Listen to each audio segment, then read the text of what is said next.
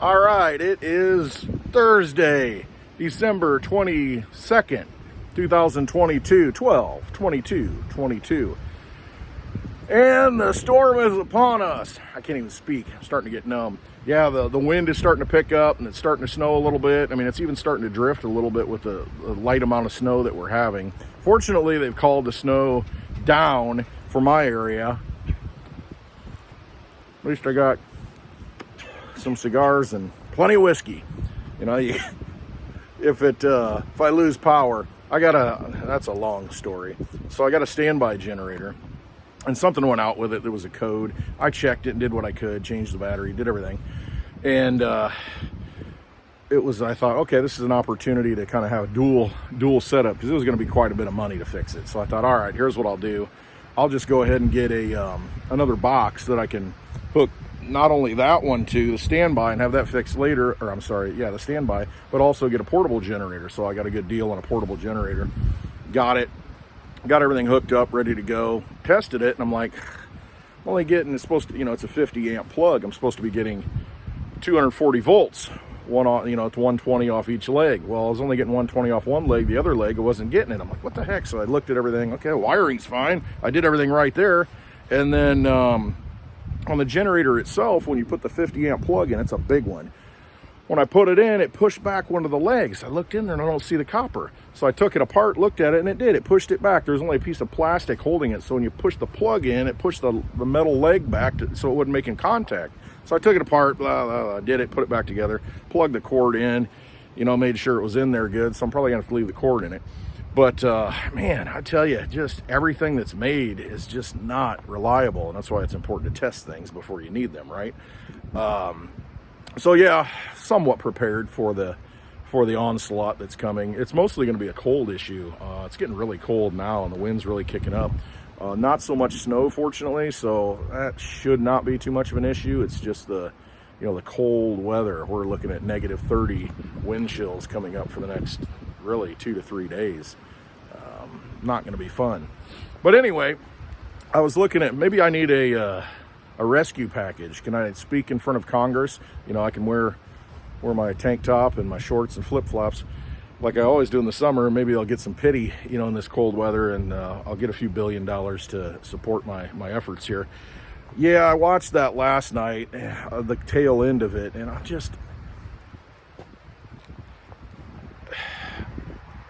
it's kind of sickening to see that there's that much money. And Thomas Massey, I've kind of been watching him. He's a representative out of Kentucky, and he's got some good comments on it. It's just the money that we're sending to Ukraine and the show that it's become. I mean, we're not even helping our own people. I mean, we've got a border wide open. I mean, look at the money. I mean, we could help those people that, need help coming across the border. But I mean, what do? We've got cities that are in states of emergency because they cannot support the influx of people coming into this country. And we've got people in this country that are barely making it. We've got housing crashing. So people who have invested their life savings essentially into their house, their biggest asset, is plummeting in value now because of an economic system which is completely just bankrupt. Big Ponzi scheme, and we're seeing the end results of it. It's almost like the fall of Rome, when you have the hordes coming in and just essentially pick and clean the carcass. And that's really what it feels like. Meanwhile, in DC, Rome is burning, and there's all these people there, and just they're just fawning over this person who essentially, it seems, wants to drive us into further war with Russia. And if anybody knows how to win in the cold, it's Russia. Good luck beating them. They're used to the suffering. But I look at what's happening and I think, boy, really need to find a way out of this economic system, which is not serving the people. We started this nation. It is our nation. They don't follow our will. And they just give money away. And where's it coming from? And it's not taxpayer money. It's just created out of nothing. And we can't do that. States can't do that. National government does it. But, how long does it go before the whole thing collapses? And that's why I'm so much of a fan of, getting your energy outside of that vampire casino. It's hard to support it anymore. It's hard to watch it and what they do. Just, how far does that money go? How far could that money have gone to support people in this nation who are suffering, especially at this time of the year? You look at this cold weather that's coming and how many people are going to have to suffer. There are warming centers in Peoria, Illinois, a city I'm somewhat near, and the Salvation Army, they said, hey, we're here to help people. We have plenty of coats. And if you come, and they don't have any warming centers though. They have no warming centers for people because of COVID restrictions. So you can freeze to death, and that's okay. Because, the threat of hypothermia, I guess, is less than the threat of COVID. And that's what you're looking at. The Salvation Army is supposed to be helping people in this area, is not opening warming centers like they used to do in the past. And they're going to direct you to some warming centers, though. They can do that, So, you show up, you're freezing and cold, and it's like, no, you got to go down the street. We got heat, but we can't let you in because of COVID restrictions. And it's like, what restrictions? Restriction on human life, it appears, And some of the warming stations are fire stations in the area, but they have hours of operation to where they close at 8 o'clock at night. It doesn't make any sense. We're not doing things to help ourselves. We're making bad decisions. And these decisions have led to the loss of many lives and sicknesses and ailments. And it's just not a good situation. It really isn't. So do the best you can to stay warm. Remember that these people don't care about you. They just don't care about you. They're supposed to be public servants, and they serve themselves, and that's all they do. And this is what you see at the fall of every corrupt society, every corrupt government. They just jump the shark.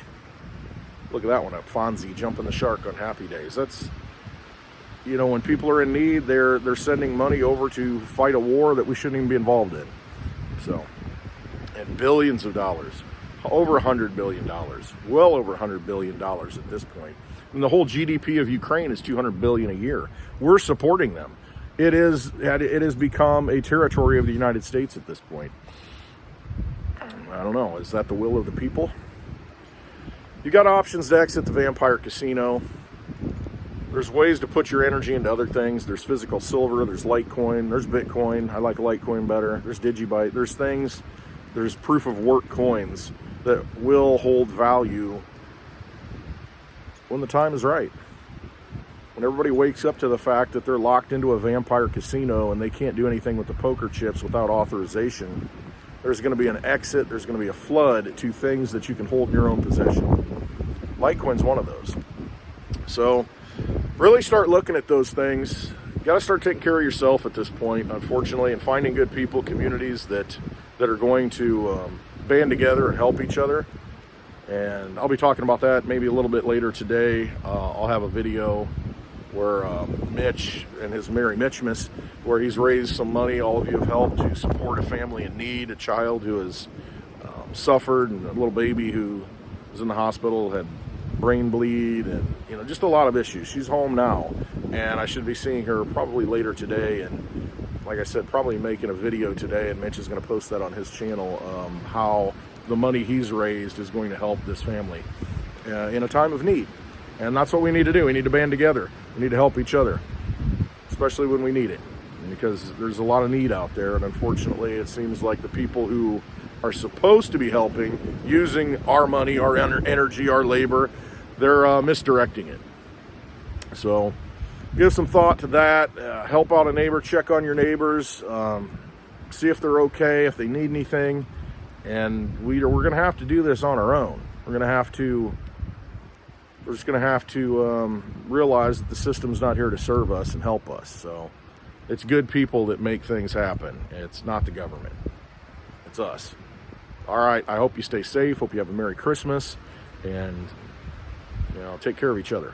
All right. I love y'all. Thanks for watching. Trust yourself. Know what the truth is, because they're not telling you the truth.